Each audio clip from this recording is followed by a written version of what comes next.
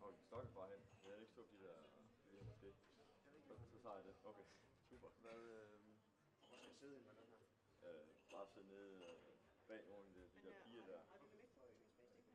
Hvad siger du? Har du den ikke på USB-stikken? Den der er Keld Bordinggaard, den har Nikolaj, der kommer der. Men hvad med... Yes, welcome. We are just getting the last details ready for starting this session. As Jens, he rightly said, we are now going to have a different perspective, and we are going to look at the a bit more lighter aspects of sports. We are going to look at rethinking sports participation, catching up with new trends in organized sport. You may come a little bit closer so you can see the presentations, and also when we have had all the presentations, we have 5 different presentations, and actually I think we're going to have quite a good program, because we're going to see some different perspectives on sports participation. When we look at sports participation in Denmark, we do it kind of through different life phases, and here I'm pretty sure that we will get some insights into how do youth do sports, how do adults do sports, what are the trends there, and also we have a bit input on the elderly. So we'll manage to get around quite a large span just before lunch here. The way we'll do it is that the 5 presentations here, they will come up one by one, and they have been given 15 minutes, and I'll be very strict in making sure that it will be only 15 minutes. And then afterwards, as we had earlier today as well, we will put the panelists up here, and then you can have some time to have some questions, and they will answer, and we can have some debate about their presentations. So that's how it's going to work. Yes, and now I get the go from my guys behind me, helping me with the presentations. And the first speaker we are going to have here today is Troels Rasmussen. He is a director of DGI Lab and a board member of DGI as well. And he will talk about DGI Lab and how to absorb new trends and participation patterns in organized sport. The floor is yours.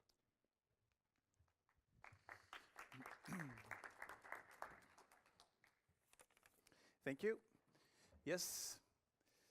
And is the presentation ready up here? Well, my name is Troels. I'm a board member in DGI, and I'm the director of DGI Lab. And our organization is approximately 1.5 million members, and we have more than 6,000 member clubs.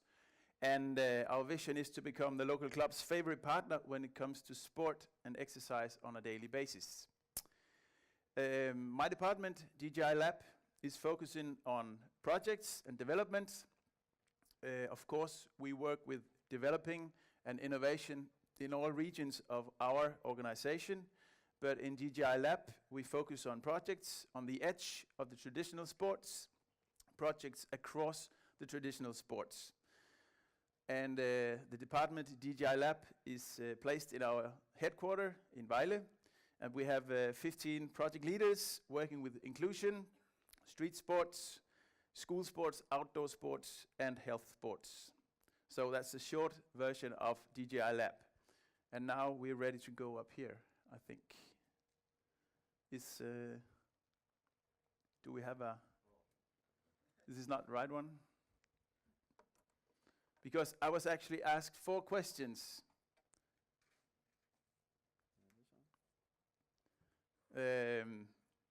Which I'm trying to give a short answer to.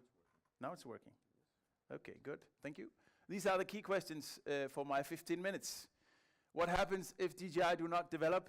That won't take long, I think. The next question was, how do DGI develop the strategy? And that's a huge question. How do DGI develop the concepts or the products for the sports club, the member clubs? and how do we convince the local clubs about new trends and concepts. And if we take the first question, I think it's a trick question or a rhetorical question, because if we do not develop, then we'll die and we'll end up in the museum as a nice picture of the good old days. And luckily, DGI have managed to be in business since 1861, so that's many years. So we've managed to adapt to trends and changes in society. And actually, there's never been more members in our organization than there is today. Over the last decade, we've had 200,000 new members. And at the same time, we started out a lot of projects focusing on important societal issues. So, even when researchers and analysts are criticizing the big organizations and DGI for not adapting to the needs and the trends of the Danish population, it's not the whole truth. Actually, we are developing, we are adapting, and we're still in business. So, but the answer is, if we don't develop, we won't be here tomorrow. So the next question is about the strategy. How do we develop strategy, and how can we do that in a political organization based on volunteers? At the moment, we are working with the third formal strategy in our organization. We had one called 2010, another one called 12. Now we're working with the 2015 strategy. And in the phase where strategy is developed, we need a lot of hard facts and knowledge about the participants and the member clubs. Who are they? What's their motivation? What do they want? And so on. And these facts are presented in a lot of meetings in our organization with a lot of volunteers and a lot of politicians. And that takes a lot of political leadership to handle such a process. But when the strategy is being defined, that's where the biggest part of the democratical involvement is taking place. And then when the strategic goals are adopted or defined, it's time for action, not for more discussing. So when we are living the strategy, we need strong and easy understandable goals. We need dedicated professionals, and also we need volunteers with a broad focus. Because we can't keep up discussing and keep up having democratical discussions. There's a time for discussing the strategy, and then after that, there's a time for action. And of course, when we're in action, when we're strategizing, we need both volunteers and professionals. Both parts are very essential. Both parts must work according to the common strategic goals. And sometimes we realize that the volunteers, they feel awkward about this. They are fighting for a specific sport, but the organization is saying, we are not working with these sports no more. We are focusing on other sports. And that's a big dilemma. So we need strong stories, hard data, hard facts, and a strong political leadership to cope with these dilemmas. But tempo and common focus is necessary in a sports market with growing competition, so there is no alternative. So, that was the second question. The third one, when it comes to the concepts, this could be discussed, or I could talk about this for a long time. How do we innovate the sport or the concepts, the products? Sometimes we think of innovation in sports as huge steps, big bangs, like designing a whole new activity. But most often, innovation and development in sports are small steps and small changes. I've taken some headlines here. If you change the arena, the surface or the facility of the sport is played in, then you innovate, then you develop. There's a huge difference when you're playing soccer, if you play it in a small pitch, a big pitch, if you play on grass, on asphalt, or on sand. And when you change these things, you change the game and you change the composition of the participants. If you change the organization, then you innovate. You could be a member of a club with an obligation to take part in the community. You could also do sports on your own with no obligations and no community, or you can organize your own community outside the club without formal rules, or you could be a customer in a commercial center with shared requirements to the selling part. And if you change the organization, then you develop new patterns. Or you could take the context or the motivation of the participants. Some people do sports for fun, some for health reasons, some for social reasons, some to win, and so on. And the context or the main motivations for the participants can change the activity completely. If you watch fitness training in machines, you can see young guys train hard to build up their bodies. Or you can see elderly ladies train exactly the same exercises, but they drink their coffee, they had a lot of gossip between the sessions, so they are in it for totally different reasons. And of course, a key word when you change the arena, the organization, the context, the communication, the technology, and so on, is flexibility. Nowadays, that's a key word. And how do you make flexibility? Well, you look at some of these points and change them, and then maybe you can create a concept that is more flexible. If you look at the biggest trends over the last decades, you'll see that it's not a new activity, total new activity coming into the arena. If you look at aerobic, it came from dancing and traditional gymnastics. It was created in new organizational frames, was used by grown-up women, and the communications were changed. And then there was a new activity. If you look at fitness in a broader perspective, the bodybuilding or the using of strength training to become a better athlete in handball or athletics or whatever was transformed into an activity itself. The settings were changed from dark basements to new standards with light, mirrors, and nice music. At the same time, the motivation patterns changed towards health, fitness, and good looking. If you look at running, that's not a new activity either. It came from the traditional athletic clubs, but with better organizing, especially helping the beginners, better technology, new training programs, new infrastructures, and new motivations, suddenly running became a popular movement. Not because we invented running, but just because we changed the settings. You could have other examples. The point is, if you change one of these parameters, you innovate or you develop.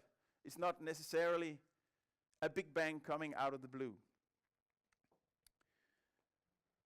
So, which ways do DGI or methods do we use when we develop or invent new concepts? Well, there's two key questions. Where do we get the idea from, and how do we develop a specific concept or activity? And you can say that the ideas are flowing from everywhere.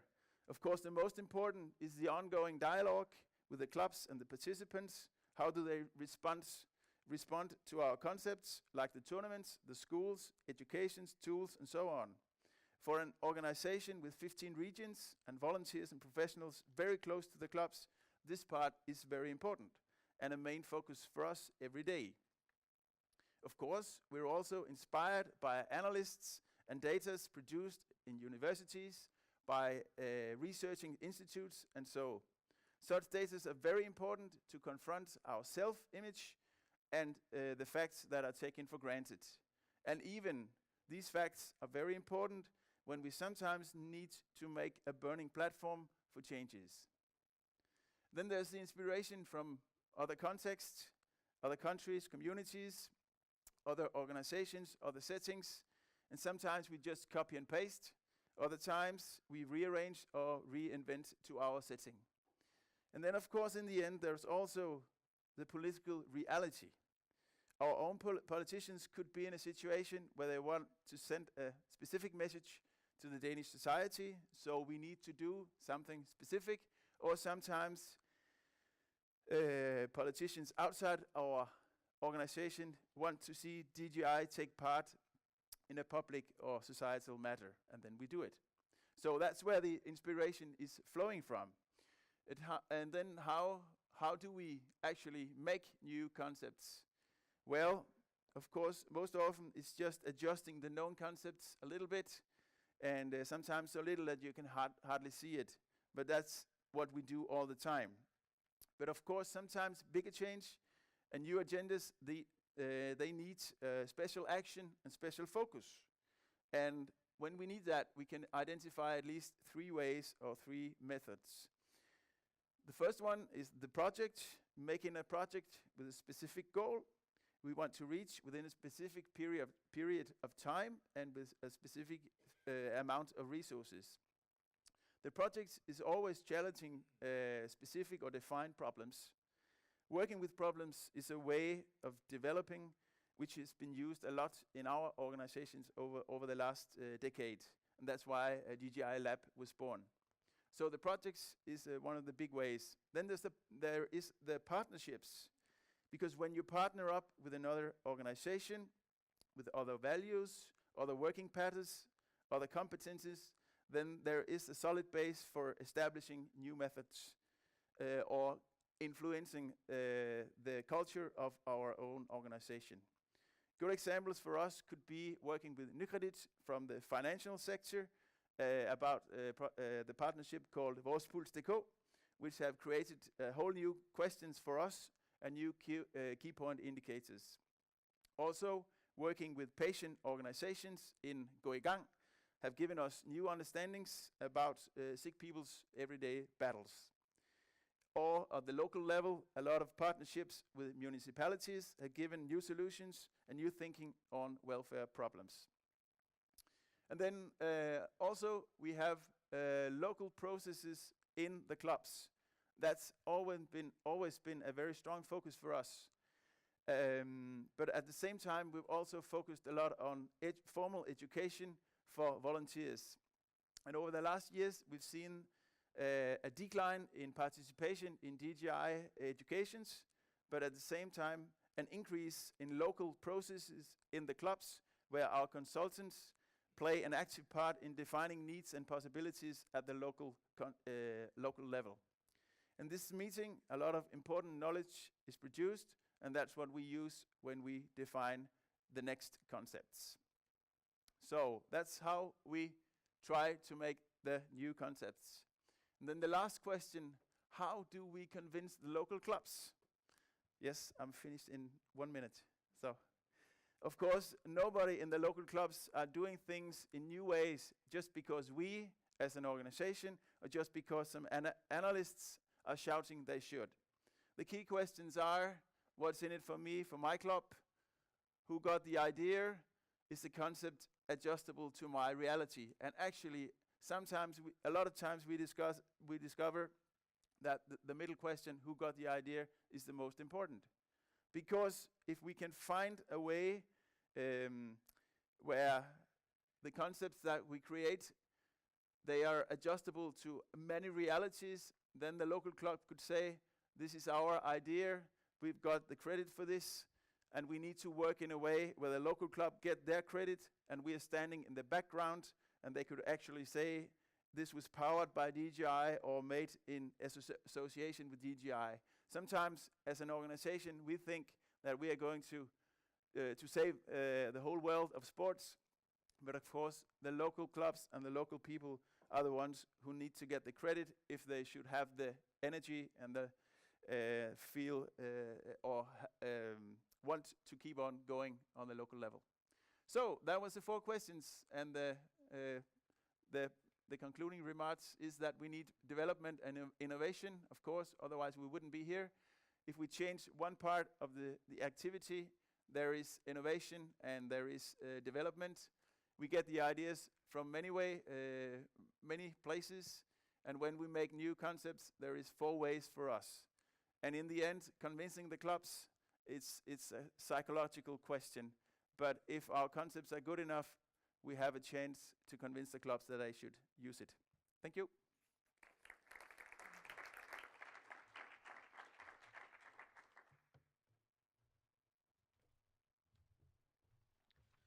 Thank you, Troels. We are now turning from one national federation to another one, and our next speaker is Martin Borch from the National Olympic Committee and Sports Confederation of Denmark, and he will be enlightening us on different development projects that the Sports Confederation of Denmark had put on the agenda, and maybe you can probably tell a bit more about it. And you have a lot of different projects, so I'll guess we'll hear a little bit about them now. So the floor is yours. Thank you. Well, just to give you a short introduction, we are, in comparison with what Troels just said, a very young organization founded in the late 19th century compared to 1861. We represent 1.9 million Danes, almost 9,286 sports clubs, and consists of 61 sports federations who offers over 90 activities, and on a yearly basis we have more than 1 million cups, tournaments, events in our sports clubs. This figure is from a research done by the Danish Institute for Sport Studies, showing the share of participation in sport among Danes. In the bottom you see the age groups. On the vertical line you see how many percent of Danes. The dark blue line shows how many Danes who participate in sports clubs. So as you see, there is a lot of kids participating in sport clubs, and then declining over the years, and you see a small rise at the end when people turn 60 or more. We call this the hammock. The lighter blue graph shows us that Danes participating in self-organized sports, which is, for instance, running, biking, kayaking, or anything you do on your own without any formal organization around it. Finally, the green line that shows the share of Danes participating in commercial activities like fitness, which is the typical activity. So this tells us in diff that we have a lot of kids involved in our sports clubs, but we don't have that many adults involved in sports clubs. But we see that the adults are active, but just not in our sports clubs. In the late teenagers, the early 20s, they typically want to join a commercial operator instead of our sports clubs. And later on, even more Danes participate in sports activities which they arrange by themselves. So, this was our analysis in diff 3 years ago, when we decided that we wanted to have new goals. We wanted to have 100,000 new members over the next 3 years. And how do we do that? Well, we put out the carrot in front of our sport federations and told them that if you want to joint partnership with us, then we will help you financing your efforts to attract these grown-ups into your sports clubs. So we don't want you to change your sports to get more kids into your clubs. Because if you get a kid into your tennis club, that kid was probably already a football player. So we would just move one kid from football to tennis. But we want new members into our sports clubs. And as we saw, there were a lot of grown-ups who wants to do sports on their own or wants to do sports in a commercial center. And one of the characteristics about these organizations is that it's flexible, it's easy, you can do it whenever you want to. You don't have to be in your sports club Tuesday at 5 o'clock. So we wanted our sports confederations, together with us in DIF, in a partnership, to develop the sports so that it would be more attractive to the grown-ups, to the elderly people. Not the seniors, but the 20 years, the 30 years, the 40 years, and the 50 years. So what did we do? We made partnerships with 18 different sports federations. And this is one of the 3 examples I'm going to give you with the gymnastics. I'm sorry that the pictures are quite dark, but it shows you that the challenge within gymnastics was that it is a very traditional sports that we wanted to be more aware of the new trends in society. So what we did together with the Danish Gymnastics Federation was that we developed a concept where we could introduce new ways of training in gymnastic sports clubs that sort of reflected the needs from the society. One of the concepts was this you see here in the middle with the guy and this lady, and it's called boot camp. This is the military-inspired training, which is very hard, very effective, and very short. And that concept, we sort of made an educational package around, so that if you were a volunteer trainer in your local sports club, you could easily access one of these educational offers, and you could come back to your sports clubs after 3 hours and introducing a boot camp training session. That was very successful in many clubs, because they wanted to offer their neighborhood an updated, innovative, appealing way of doing gymnastics. So the reason why this was successful was that we could educate the trainers in only 3 hours, and they could go back to their sports club and introduce new ways of doing gymnastics. Another example is our football fitness, as we call it, which is a new way of sort of playing football. Well, actually, it's not a new way, because you still use 2 goals and a soccer ball. But if you were a 40-year-old woman who had never played football before, where would you go if you wanted to play football? You wouldn't go to a sports club, because usually in a sports club, they would have known each other for 20 years. You weren't at their level, you couldn't compete with them.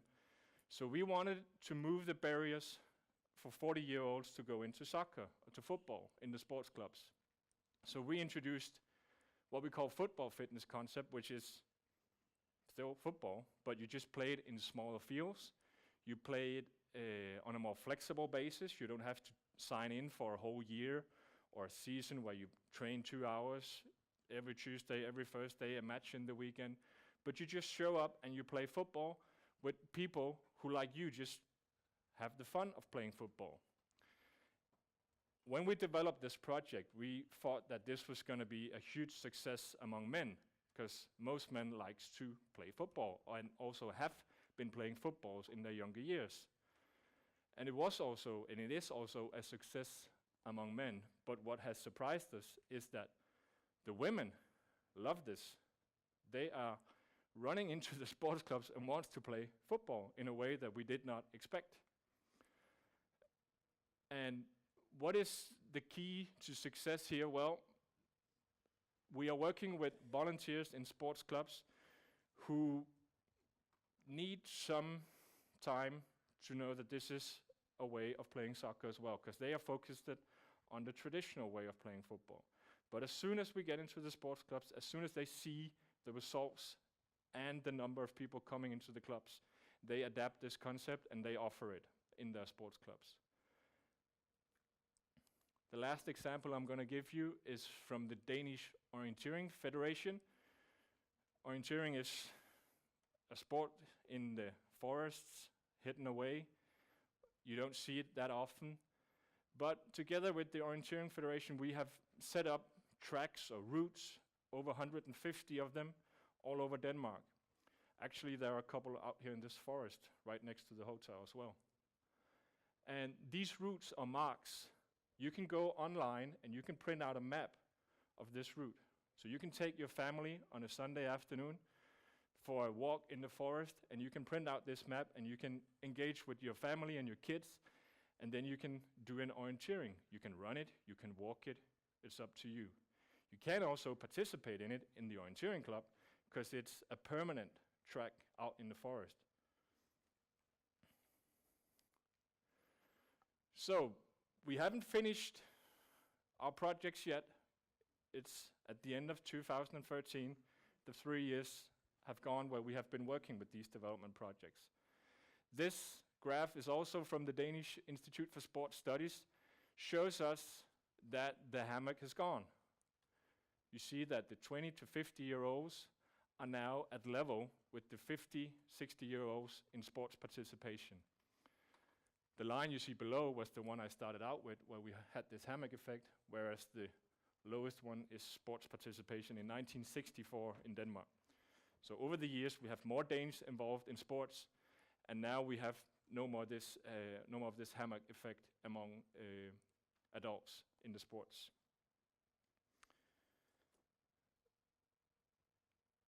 A way of, if I'm to make some general conclusions about how have we succeeded in doing this, it is also that we have made partnerships with our sports federations. This is not just us in DIF doing this. As Troels also said, there is a lot of interests and there is a lot of partners involved in this, and mainly, of course, our sports federations, their clubs, their volunteers, and so on. We have in DIF a role of being like the project manager of the system. We set up clear goals with the sports federations. You have to achieve this goal by next year. If not, we will evaluate the project. And also, we want to evaluate to make sure we reach the goals. We want to work together on this. So we don't just put out this goal, this money, and say, good luck, we'll see you in 3 years. How did you do? We follow it, and we evaluate, and we're trying to make it better over the years. How much does it cost then? Well, in total, we have spent 62 million kroners over the last 3 years, equivalent to more than $11 million US. And we have shared the funding between the DIF and the sports federations that we are working with. We will make our final conclusions if we have reached the 100,000 members next spring, 2014, when we have the newest numbers for our organization. So far, with 2 years gone and almost finished with the third year, it looks like we pretty much will make it. Last year we had more than 65,000 new members in our organization. So 2 years in, we are 2/3 down the road. We will not stop working on this development with our sports federations just because we reached 2014. We will still be focusing on offering attractive ways of participating in sport in our sports clubs.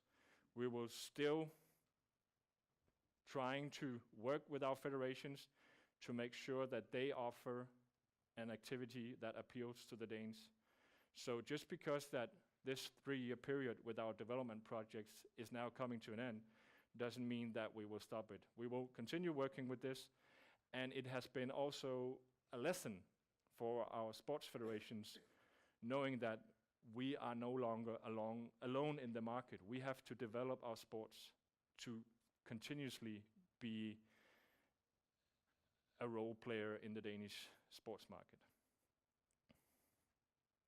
Yeah, thank you.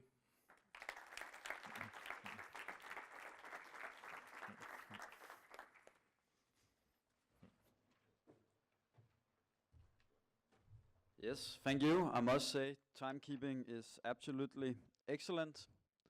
I'm very happy to introduce the next speaker, especially because we are now moving away from Denmark and to the Netherlands and try to look at the case over there. Our next speaker is Inge Claringbould.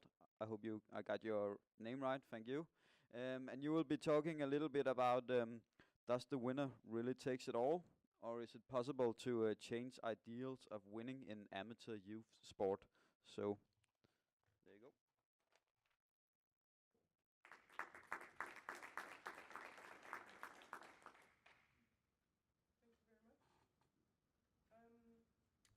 My name is Inge Claringbould. I work at the University of Utrecht, and the title of my presentation changed a little bit. I don't know if you noticed, but I'm the first woman speaker in this conference. And I'm glad that Ditte is following after me, but there are more women speakers. But I sort of was surprised because I thought, does it have to do with the themes like we have been speaking about doping and match fixing, and are these especially more men's issues? Or also I thought it may have to do with that men are more often presenting in boards of sport organizations or committees, or more sport journalists also. So, well, anyway, because they are the gatekeepers of the meanings we create of sport. And I thought until now these issues were presented as if they were gender neutral. And I think they are not, and it was just a thought. And I will start with my presentation, which touches on the issue also, by the way. Let me say. Last August, there was a report by the Berlin Humboldt University and the University of Münster that leaked out that show how state involvement in doping programs was not just a communist characteristic. In order to keep up with the democratic German Republic, West German state officials systematically sponsored research into banned performance-enhancing drugs in the 70s and 80s. Experiments went even so far as to use steroids on young boys as young as 11 and try to enhance buoyancy in swimmers by injecting air into their colognes. This revelation is a momentary peak in a series of doping-related sports scandals, such as those in cycling, wrestling, athletics, and baseball. In this study, I must excuse my colleague Marjet Derks, she couldn't be here today. But in this study, we assume that examples like these are no exception, but rather the result of long-term processes that have increased international competitiveness in sport throughout the 20th century, resulting in a global medalist race. Although scholarly attention has been paid to the broader impact of emphasizing performance and winning in elite sport, this has hardly been done with the context of amateur or recreational youth sport. This can be seen as a gap, to our opinion, since the latter is not an independent entity, but closely tied to elite sport, as the German example shows. Due to this close relationship, a changing climate in elite sport may also mean that amateur sport is in a state of flux. Several research results seem to affirm this. Children now start playing sport at an increasingly younger age, and their selection into different playing levels takes place at an increasingly younger age too. Furthermore, throughout the world, nationwide research programs have been set up to detect talent in sport at an early age and thus enhance adequate selection. Important in this study is our perspective that this global medalist race is not a given characteristic of sport, but rather the outcome of complex processes. We perceive sport as an essentially contested concept that has undergone transformation and diversification throughout the last century, leading to intensified connections with national identity and economic interests in an increasingly globalizing world. In particular, our point is that these processes affect numerous young girls and boys who are involved in competition, facing its demands to perform and to improve. Consequently, we suggest a connection with the current problems with youth, like an increased youth sport, like an increased level of aggression and unfair behavior and dropout. Currently, these problems tend to be increasingly solved by regulative measures and punishments. The Dutch Soccer Association, for example, recently suggested the introduction of time punishment after the handing out of a yellow card due to full play. Furthermore, it was suggested to make disciplinary disciplinary verdict public. However, our basic assumption is that these problems cannot merely be solved by regulatory measures or ascribed to individual athletes mentally, and thus be separated from the wider cultural context that has produced them. We therefore suggest contextual research at various levels. First, a macro level, focusing on how cultural norms and values have been transmitted within a national context. Second, a meso level, looking at federations and associations. And finally, a micro level, analyzing the early socialization of children into ideals of winning and at all costs with sport clubs.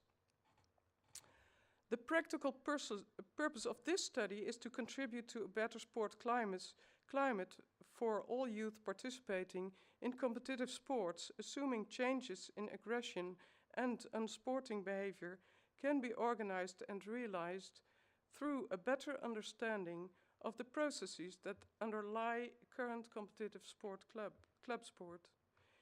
In this presentation, we focus on the constructions of ideals of winning and performance on a micro level.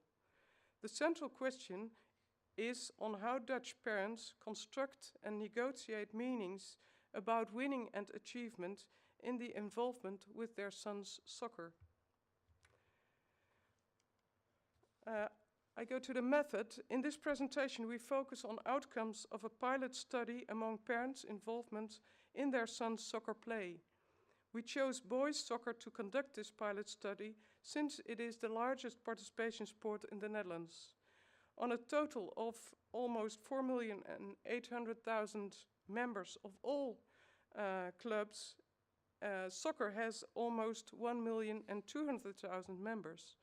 And with an almost 1,070,000 male and 120,000 female members, and with 530,000 boys playing soccer on a total number of 970,000 boys participating in sport clubs, it is also a very male-dominated sport. In other words, the context of boys' soccer plays a significant role in the daily lives of many Dutch families. At the same time, it can be stated that violence and aggression in sport is generally committed by young men and predominantly tends to occur with male-dominated sports like soccer. We therefore assume that the performance of winning and achievement on soccer fields may have a large impact on the sport socialization of boys' attitudes towards winning and achievement. We specifically focus on parents' involvement with their soccer playing boys, since parents may be seen as pivotal in creating a meaningful sport context. After all, parents' involvement is not limited to spectatorship in the Netherlands. They are intensively involved in soccer clubs and voluntarily act as coaches, referees, linesmen, and board members. We conducted 3 observations and 12 semi-structured interviews with an equal number of fathers and mothers, all of whom were white, heterosexual, and belonged to high or middle-class families. They all had at least one son, aged between 8 and 16 years old, who played soccer. The interviewed topics consisted of characteristics of soccer in general, including voluntary positions of men and women in the club, the way they were involved with their son's soccer, and their roles and involvement in the club's sporting culture. Now I go to the results. The results of our study can be situated within 3 different domains where constitutive ideas on winning and achievement in boys' soccer are mediated by parents: the spectatorship, the coaching domain, and the governing domain. First, spectatorship. Of the interviewed parents, both fathers and mothers agreed that fathers tend to put more stress on winning and achievement with their sons' play than compared to their female partners. While watching the match, most fathers said they were emotionally more involved and sometimes even verbally aggressive A father, for example, elaborated, "I am more eager to win compared to my wife. I sympathize more with what happens on the field. Call it fanaticism, if you want. I call it healthy fanaticism.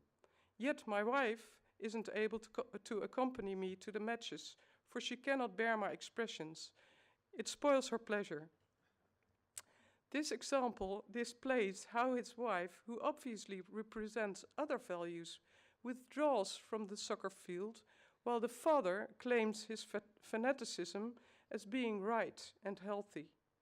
Another father says, "I'm emotionally involved with his play, and I express my feelings when I'm supporting the team. I try to get into contact with my son during the match and sometimes yell at him. And I'm also the one who is in a hell of a mood if he loses, especially when it's undeserved."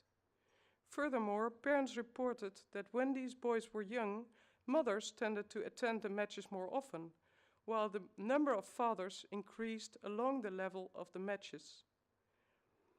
This leads to the suggestion that soccer-playing boys may experience more stress on winning and achievement once they become older, since the fathers represent these values more frequently. Now I go to the coaching domain. Although men tend to function as a coach much more often than most mothers, a mother who co-coached with her father in the F division, that is the youngest 7 and 8-year-old boys, told how they sometimes disagreed on taking out underachieving young players when the team was about to lose.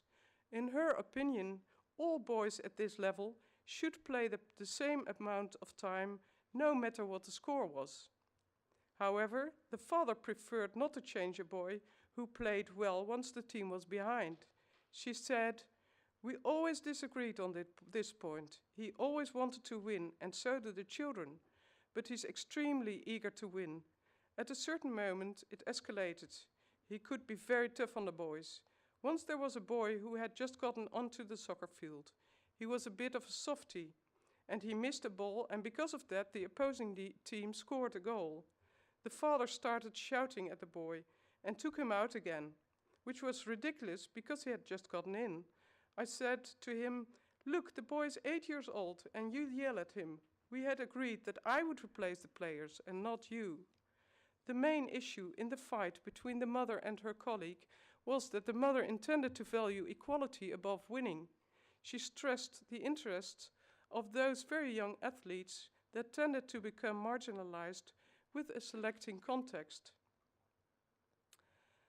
This attitude was obviously so uncommon that it led to a severe fight with her co-coach and consequently to her decision to temporarily withdraw from her coaching job.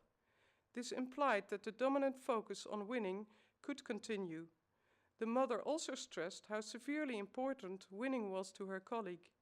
She experienced her colleague's attitude towards the boy as verbally aggressive, since he obviously represented an obstacle rather than a playing child. With the youth committee, another mother who also coaches the F division explained that the composition of the team is decided on every 6 months during a meeting of the youth committee and all coaches. Generally, few changes are being made, yet the coaches are of influence on the decision. She explained, "They called me on Friday to tell me the meeting was next Monday, but I couldn't possibly go. At that meeting, they decided to withdraw all the best players from my team and, together with some others, put them in a selection team. 2 fathers had arranged it and wanted to become this team's coach. The youth committee permitted them to do so. So I looked at my team and thought, well, we don't have any soccer talent left in our team. So as I was very angry, I encountered the committee and said they had to revise the decision. But they reacted by saying, 'We've had a meeting and these are the outcomes.' I was flabbergasted. The committee always used to say, 'We are not selecting at this young age. All children get an equal chance to play.' Nevertheless, it had happened, So I said, 2 fathers get to destroy all the other teams for their wish to set up a selection team at this age. What kind of a policy is this? They replied that I exaggerated, but I reacted, I don't think so. You let it happen. I used to have a nice team. We had a lot of fun, and now this. Of course the selection team became champion, and we lost every match with 10-0. And I stood there, shouting to the kids, come on boys, don't give up. It doesn't matter if you lose. Better luck next time. But it opened my eyes. I've had it with this club. Again, the fight between this mother and the youth committee was not because of her coaching style or the values they represented, but because she insisted on prioritizing equal opportunities above women and performance. The mother stressed the impact this selection would have on the pleasure and fun for those not selected. The example also shows how the processes wherein winning, selection and achievement become more important tend to occur without anyone reflecting on the impact of their decision to select youth. I come to my conclusions. First, in this limited study, we focused on the culture of winning and performance in boys' amateur youth soccer. The results indicate a relationship between the production and construction of this culture's dominance in the organizational context of competitive youth soccer, although its meaning is not uncontested. These dominant values are generally represented by men and become more dominant for boys when they grow older. They tend to be accentuated by verbal aggression and fanaticism. Although, this is the last part, although alternative voices can be heard, it seems as if the reproduction of this culture of winning leaves little space for critical reflection, neither on its impact for the majority of the players, not on its impact on increased violence and aggression in sports. If we really want sports to be pleasurable and for all, regulative measures will not be enough. Instead, a critical reflection on the reproduction consequences and contestation of the culture of winning needs to be elaborated. Thank you. Well, questions for later.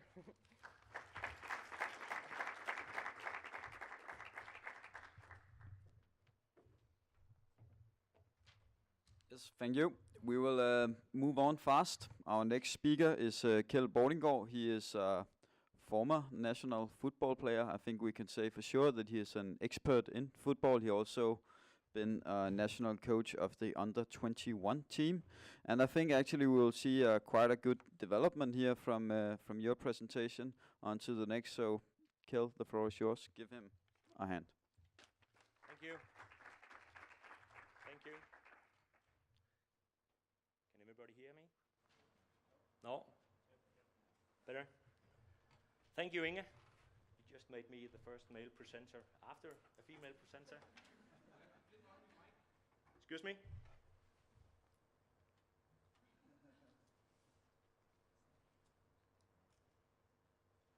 Okay? Okay.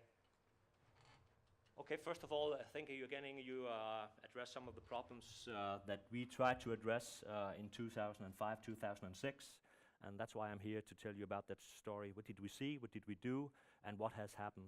I presented at the Play the Game conference in Iceland in 2007 to explain our attitudes, our changed attitudes, I might say, towards grassroots football and our changed actions. We called it attitudes and actions. It was not without problems. Football is a conservative world. But let's take a closer look at what actually happened. First of all sport organizations face this challenge. We have to attract the kids, we have to retain them, and we have to train them. We are very lucky in my world, the world of football. Every boy, and nowadays also almost every girl, shows up in a football club at a certain time. So the first one, we can leave it at its own. The next two ones, retaining the kids and training them, that's a tougher task for us. We, a colleague and I, Kasper Julemand, he's a football coach as well, and another colleague, my former boss, the national coach of Denmark, Morten Olsen, we looked at the football system, and Kasper and I, we took a closer look at the grassroots level. We had kids in the grassroots football, and we saw things that we really didn't think would help these boys stay in football, develop, not only as footballers, but as human beings as well. First of all, looking from a distance, we saw a massive dropout. A massive dropout. I have not the figures with me today, but it was a growing problem. But the biggest problem, I think, was that when we addressed it in the FA, where I was working at that time, only a couple of people cared. We addressed this as a burning platform, but only few people cared. Yeah, the hard-working people in the kids department, they had tried for a couple of years to address this problem, but without luck. So I said, okay, let's see if we can do things together here. Another thing we experienced was that we saw a growing number of foreign players coming into Denmark to play at the professional level. That was an indicator that our Danish clubs did not develop enough quality for the Danish club anymore. They found their players outside of Denmark. That was expensive, and to be honest, we did not bring better players in. The international competitiveness of our clubs was decreasing. We felt the pain as well in the national team. I was the assistant coach of Morten Olsen at this time, and we had increasing problems qualifying for the big championships. And that's where we get our money to finance the whole football system. We did not qualify for the World Cup in 2006 in Germany. We did not qualify in 2008 for Euros in Switzerland and Austria. So we saw that our paradigms, our football system, our models, our programs left us with less competitiveness internationally. And that's a problem. Okay, to address the dropout, as I said, it was massive in Danish football at that time. And we asked ourselves, why do these kids turn their back on a wonderful game like football? We look at the dimensions. That was the clearest thing. Okay, we want these kids to play the adult game way too early. We throw them out on a 105-meter long pitch and tell them to have fun with 11v11. That game is developed 150 years ago by adults for adults. It was not the kids' game. We read some studies from all over Europe. They were way ahead of us, years ahead of us, in analyzing these things.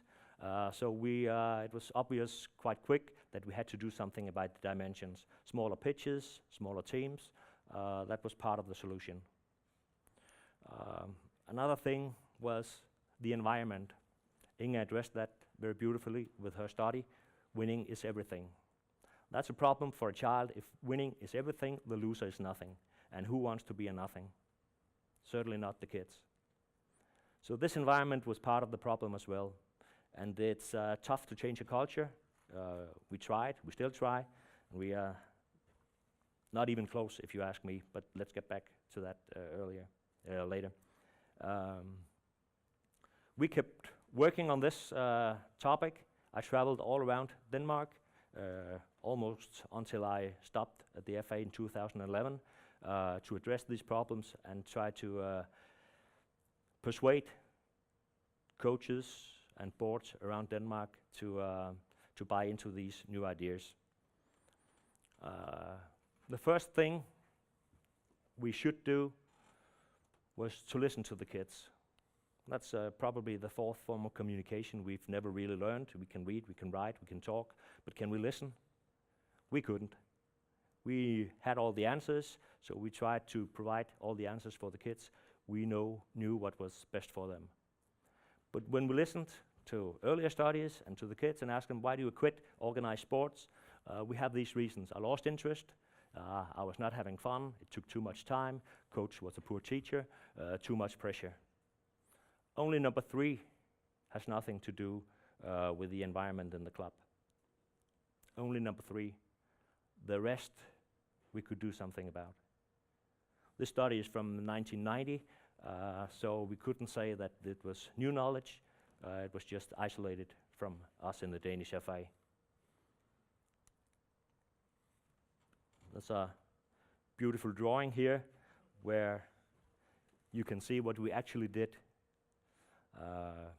The paradigms from the professional world, we tried to implement that in the kids' football, and some of these paradigms, they resulted in early selection. We think we very early can see who is talented in here and who is not. That's a problem, because we cannot. There's a thing called the relative age effect. Shows us that our national teams is very biased towards players born in the 3 first months of the year. Does that make sense? That you have more chances becoming a professional footballer if you're born in January, February? It should not make sense. The good ones, we said we had to change that. The bad ones said, we don't care. And the ugly ones said, okay, let's start some family planning here. But we had to address that. It's the same problem all over Europe. Football is that kind of game. It's very physical, so the early maturers, they have an advantage. But we lost a lot of talent due to the relative age effect. Early specialization. It was obvious that we'll put this player up front. He's strong, he's fast, he can score, he can outrun the opposition. Let's put him up front. So we specialized the positions very early on. We had no age-appropriate programs. I addressed that. We wanted the boys and the girls to play 11v11 way too early.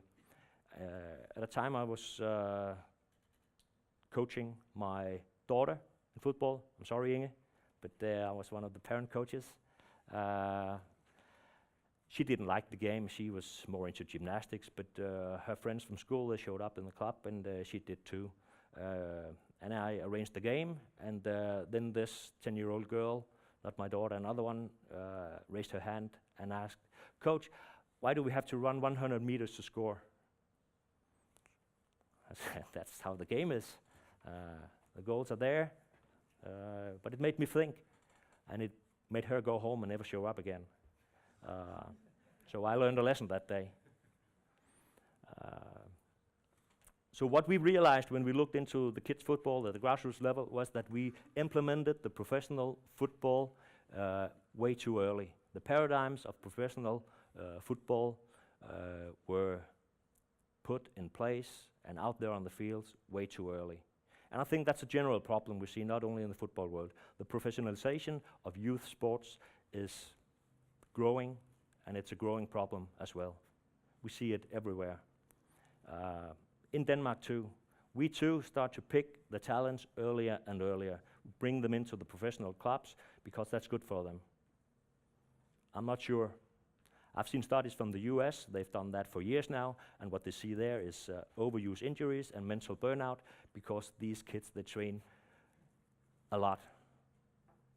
Another thing that helps the professional coaches in the youth sport is this, I don't know if you've heard about it, the 10,000 hour rule. It's a terrible thing that's all over the place right now. The idea of 10,000 hours is that you have to involve in a certain activity for 10,000 hours to excel. We are quantifying practice where we should be qualifying practice.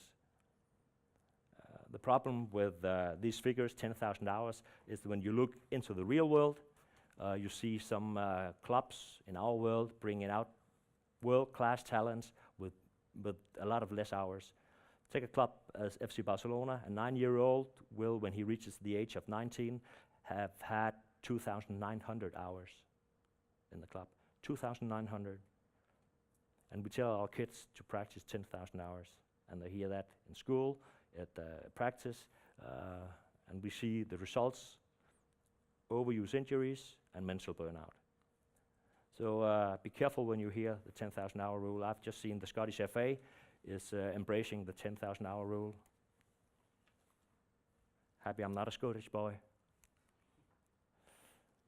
Okay, so how many of us did actually spend time with the kids, listening to them and seeing what really helped them in the environment? We knew from the science, it was very easy to find, that the children only learn effectively in age-appropriate programs, safe programs, where participation, involvement, excitement, and fun are the guiding principles. We actually managed to create the total opposite environment in our football clubs. No wonder they were dropping out. So when we looked at the kids, when they played their own games, we saw these things coming into play, a lot of action, a lot of involvement, a lot of excitement. Excitement because the goals were close to each other, the score was close, everybody could score, and you were always involved in the game situation. Always. Friendship, another thing. Early selection tends to move friends apart. But that's what we saw when kids were arranging their own games, without any adult interfering. We learned a lot here, just to look at the kids and leave them on their own. They created a learning environment much more effective than we could in the football clubs. Here, this should have been a small movie, but it's created on a Mac computer, and that's what Microsoft does to your creativity. Should have been a movie. But these two boys, the one in the dark shirt is actually my son, but it's brought it with me because of the boy in the white shirt. They're close friends. The guy Jakob in the white shirt is a very talented boy. He's captain of our under-17 national team. Is coming on strong. He just left his small club for a bigger one, signed a contract, but he grew up in a totally different environment. His father was a wise children's coach during his career at grassroots level. He wanted the teams to stay on small pitches. Even though they had a strong team, they stayed, played 5v5, 7v5, 9v9. All the bigger clubs went to 11v11 way earlier. He stayed in that environment. We even allowed girls to practice with the team. A totally different environment, but a learning environment. As soon as he stepped into the bigger club, he signed a contract and he was picked for the under-17 national team. He's had a pathway that is very different from the rest of the boys in that national team. And you could say, okay, that's one story, but this summer another player from their team changed, and he was immediately picked as well for the under-17 national team. So this is just to say that it can happen without professionalizing youth football too early. Okay, quick figures. 2006, we started doing this, plus 15% participation. Look at 2011, you might ask what happened, besides me stepping out of the FA. I can't come up with anything else. No, actually, there was a mistake. We registered the members in the wrong way. So you should rather look at 2012 figures. Okay, grassroots level, good figures. Players under 12 grew with 24%. Teenagers with 16% among the boys, and among the girls, 25% increase at grassroots level, and teenage girls with 10%. So that's a good story, and this is a good picture of our success, but I would lie if this was the picture I want you to leave the presentation with, because this is actually still happening in kids football. A coach who wants to control everything out there, and she wants to make sure they can hear what she wants from them. So it's a never-ending battle. We have to end this professionalization of youth sport, and if you only take one message with you from my presentation, it should be let them play. Thank you.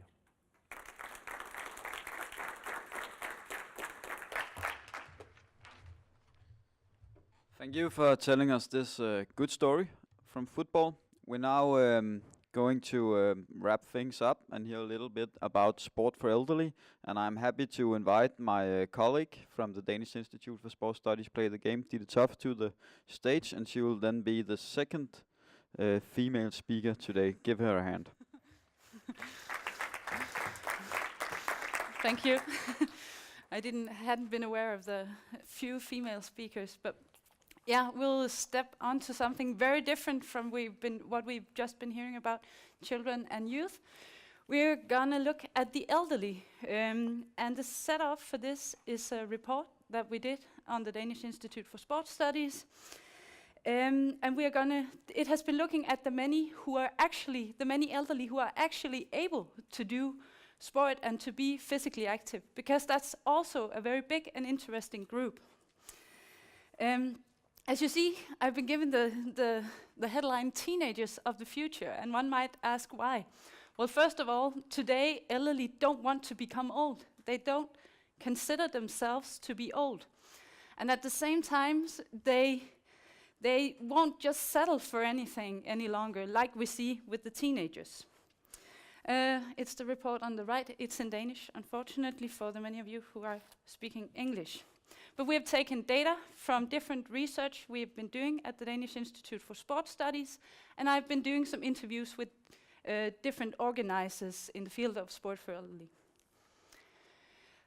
In general, we have a population in Denmark of 5.5 million people, and of them, 1.3 million is over 60, and they're 1/4 of the population. Over the next 25 years, we will see an increase in numbers of 500,000, and they will become 1/3 of the population in 25 years.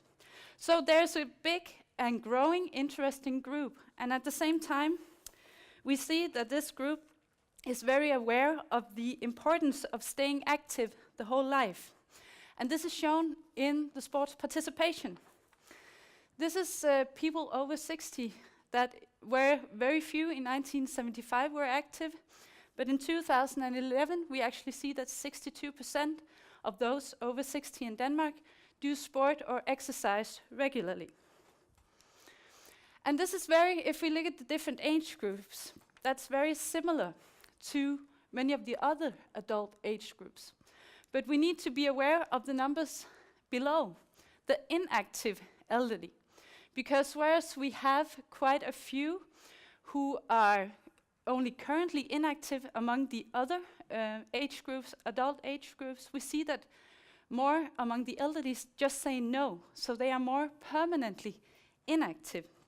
And that poses a challenge for the society, but also for the sports organizations, because it indicates that there's a longer way for many of the inactive to find the way back or just into sport or exercise. If we look at the preferred types of sport that elderly do, we see that it's very much recreational sports or exercise-related types of sport. And they're very similar to the activities that adults in general do. 8 of those are also in the top 10 among other adults. I would like to highlight a few things. One of the things is that when you reach the age of 75, there's a drop in most of the different disciplines. One exception is gymnastics. The older you get, the more people do gymnastics. And then we have some of the sports that are very popular at the moment in general. That's cycling. It's not cycling as transport, it's mountain bike and road cycling. And it is running and jogging. Here we see that the younger elderly have actually taken this on. They want to do these types of sports as well. And but we also see that after the age of 70, the numbers drop. This might be because it's too physically hard, but other things such as life phases, trends in sport participation and generation might also play a role. But I'm not very much into how much which thing has an effect. We have not looked into that. But whereas we see that some activities are almost equally preferred among men and women, those are activities such as walking and hiking and strength training. We also see that there are actually some interesting differences between men and women. Women, they are more into the recreational sports or the exercise-related disciplines that they can do in smaller groups. This means that they prefer yoga, gymnastics, Zumba, aerobics, and such disciplines to do. Whereas the men, on the other hand, they want to do more sports-related disciplines where they can compete against others. This means that badminton and golf is a bigger sport for men among the elderly, and they want to compete against themselves. They want to measure the performance. How far can I go? How fast can I go? So that means that running and cycling is also big among them. If we look at the time of day when elderly want to exercise, this is also when they will be using the facilities and arenas. We see what we would normally call the prime time in facilities, which means it's in the afternoon, late afternoon, and in the evening as well as the weekends. If we look at the younger adults, they want to do sport and exercise in prime time. That doesn't go for the elderly as much. They, on the other hand, would like to do sport and exercise during the day. They are no longer working, so they have a lot of time at hand.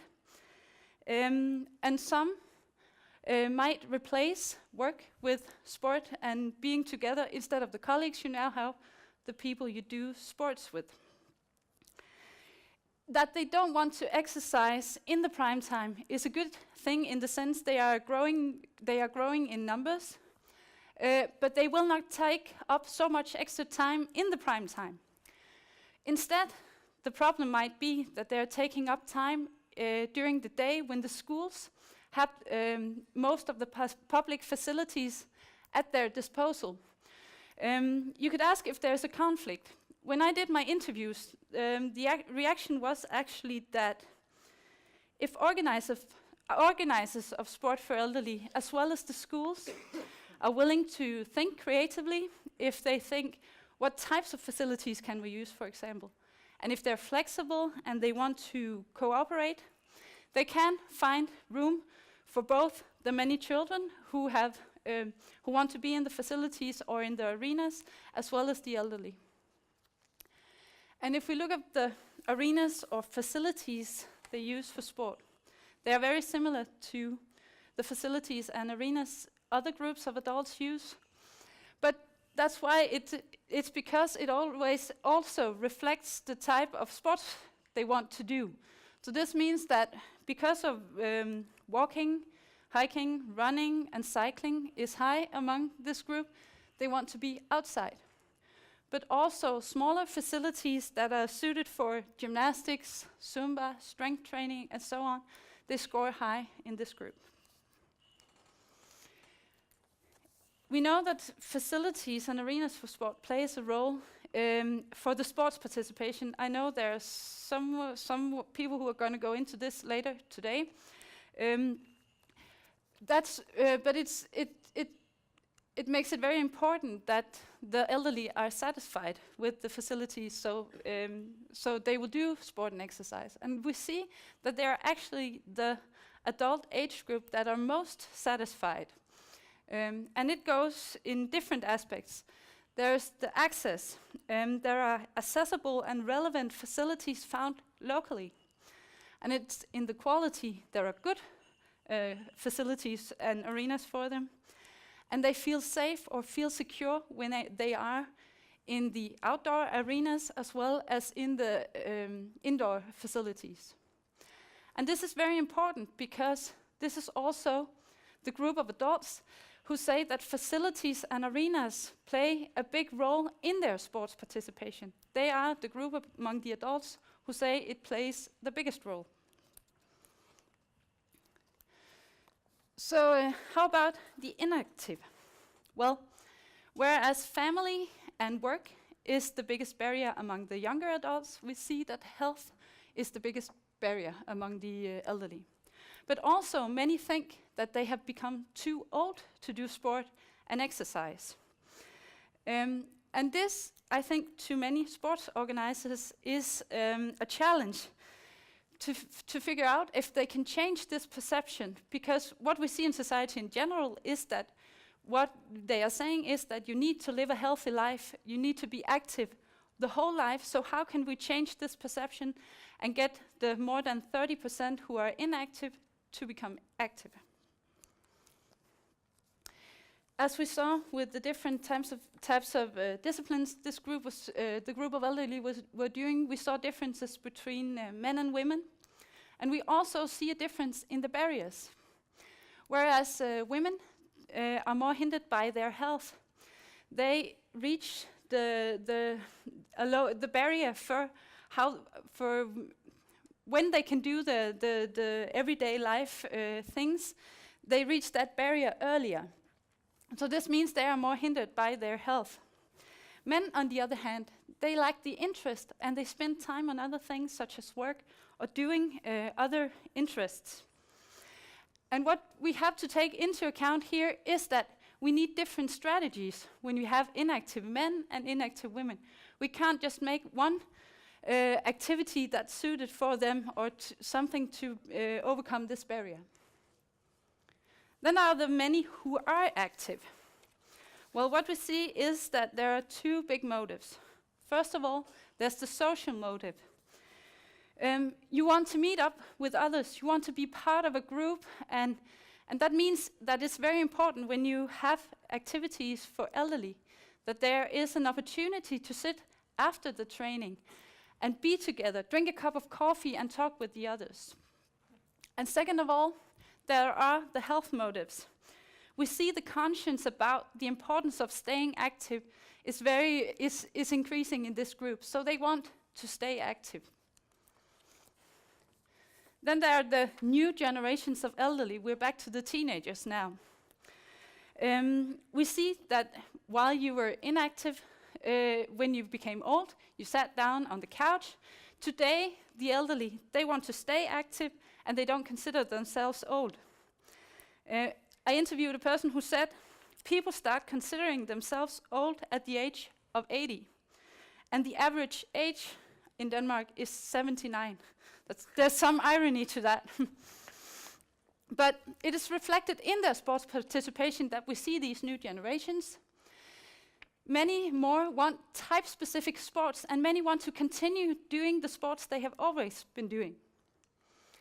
And they come from an individualized age, so naturally they want individualized offers sports activities for them. And last, they don't feel old. They don't see themselves as old, so it's hard for them to see themselves in specific activities that are made for old people or elderly or senior citizens, whatever we call it. Yes, so I think that was some of the main points from the Danish survey on sport for elderly. Yeah.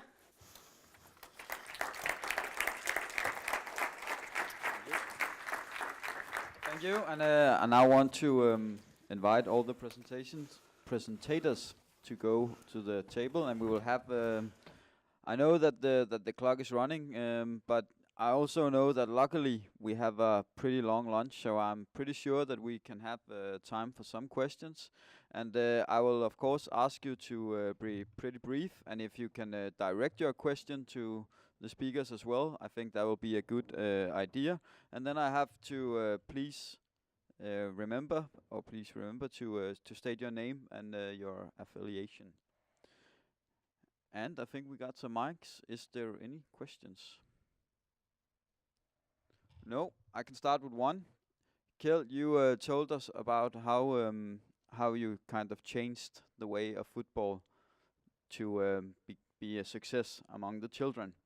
If you were to look at the adults, what would you do then? What are the things we need to do to get more adults playing football? Well, I think we have to accept that football is one whole system. You cannot divide things like that in our world. The love of the game grows out of a nice experience as a kid. You will never turn your back on something that you love. So I think we do the right thing by looking at the kids and trust that the game is a good teacher and let them play the game. I see different initiatives from our FA as well, because we want to get older members back into the football, and we try to meet their needs, and I kind of like that. But the big bonus is that if we can keep them in the game and make them fall in love with the game, so they will never turn their back. Right. Thank you. We have a question here.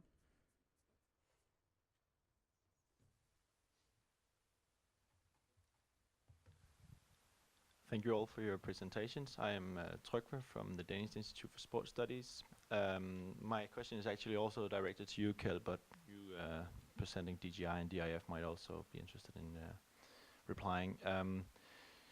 You were mentioning your friend or your son's friend Jakob's story and telling that he came to become a talent from a non-professionalized attitude in his local sports club.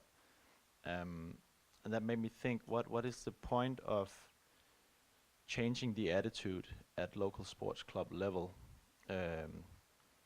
Is it to produce more talent, or is it to produce more participation among the masses? It might not be as black and white, but I kind of started thinking about that. Seeing as you come from the Danish FA and football at the highest level, you might think of talent production, but do they do so at a local sports club level also? Might a problem be that they do so too much actually? At every local football club they hope to have a very good first team and might forget that mass participation also depends on it being fun to play at the second and third team. Yeah, I don't see these two issues being mutual exclusive at all. If you want to become a good player, it's for sure you have to practice a lot, but you only practice a lot if you enjoy practicing and playing. We had 3 strategic columns when we initiated this. One was to maximize participation, optimize the way we trained, and strengthen the culture. And we strengthen the culture if we keep the players in the system. Some become coaches, some become referees, some become they lift other duties in the club. So it's I think it's one whole system that you strengthen that way. Of course, I'd like to see Denmark participate in the big championship. We just missed Brazil. From my point of view, I love football. I like to watch the highest level. That's a pity, but it's also a pity because I love watching kids participate in grassroots football. And I know where the FA will cut when we lose too many games with the national team. They will cut among the activities at grassroots level. So it's one whole system.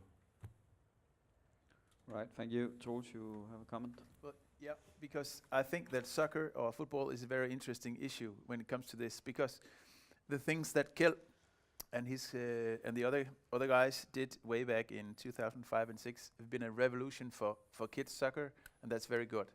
But I think one of the key drivers in that revolution was that you could also tell the clubs that if we do this, we get more talents and better players. So it's not just for fun.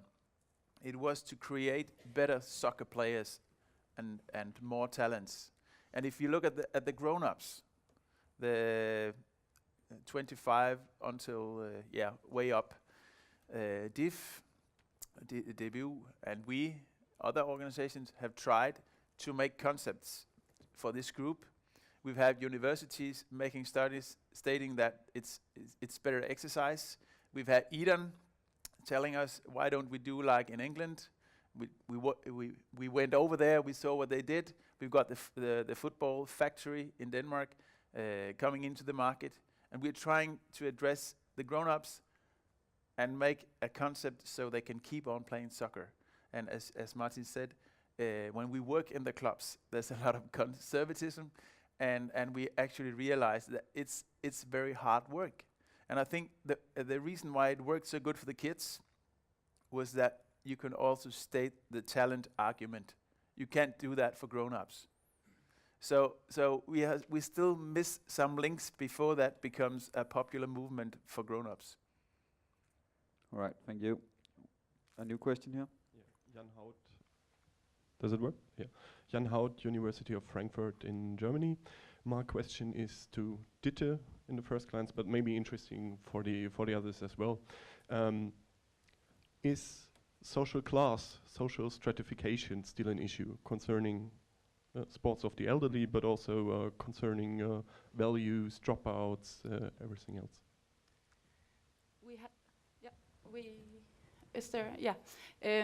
We haven't looked specifically at social background in this survey, but we see in general in the numbers for sport participation in Denmark that it plays a role. So my suggestion is that it does play a role here, but I can't say for sure because we haven't run the numbers up against social background at the moment. But if you want to, you might ask Trygve, who is in front of you, in the lunch break. He might know if what types of numbers we have been doing that haven't been published yet. All right, anyone?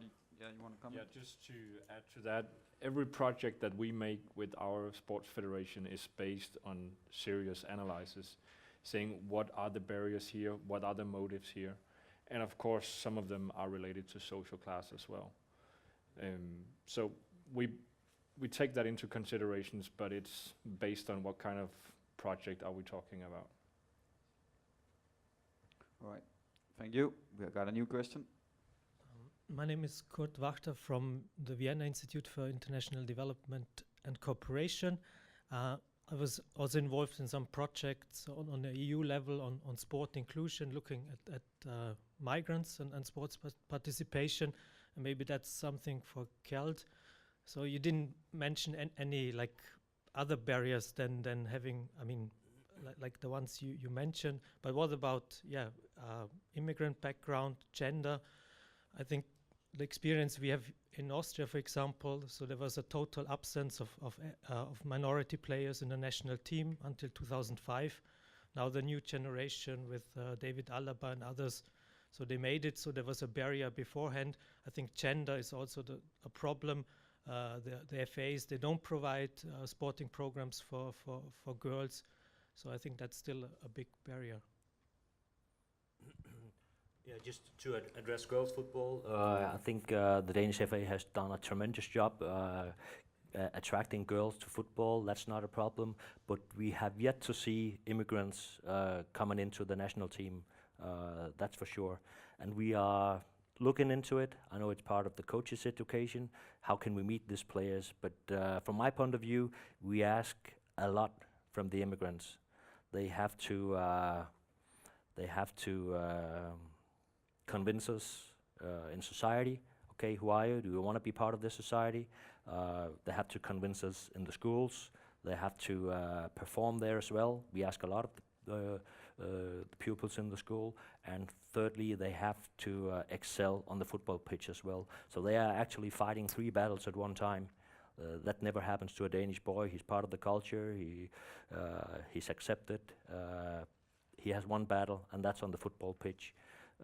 We haven't seen the solutions yet. I know we are working hard, especially in some areas of Denmark, to get them through, but we still have to see it. And people are tough on us because Sweden has Zlatan, and they ask us, why don't you have a Zlatan? And my answer is always, if they know how to produce a Zlatan in Sweden, they would have produced more. So, but it's a big challenge for us.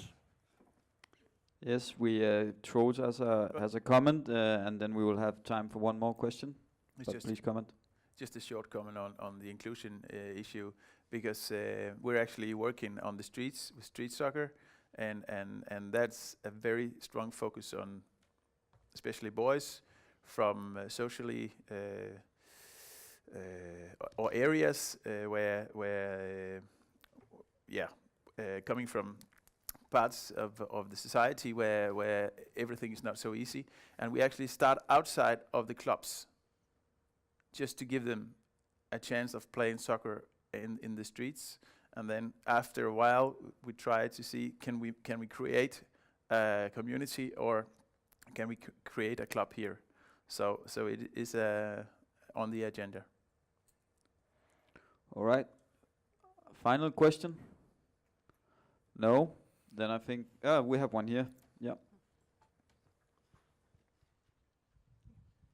Yeah, I'd like to ask. I'm a former athlete, and Could you state where your name and my name is Marjet, and in my growing up with sports, a lot of this was driven by motivators, and even your in clubs or without clubs, or elderly or whoever, you have to have the facilities and the motivators.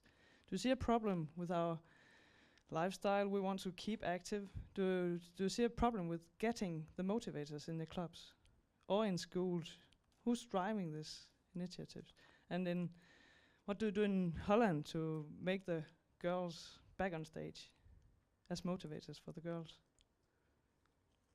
Is there a general problem with getting volunteers to drive the sport? Yeah, Inge, maybe you wanted to start? Yes, I don't know if that works. Well, I know that volunteers are generally, for example, in soccer, but generally in many clubs, the volunteers are more often men than women, and that may have an impact on the youth also. That they're I can imagine that girls are also in a way attracted to women as examples for them to identify with.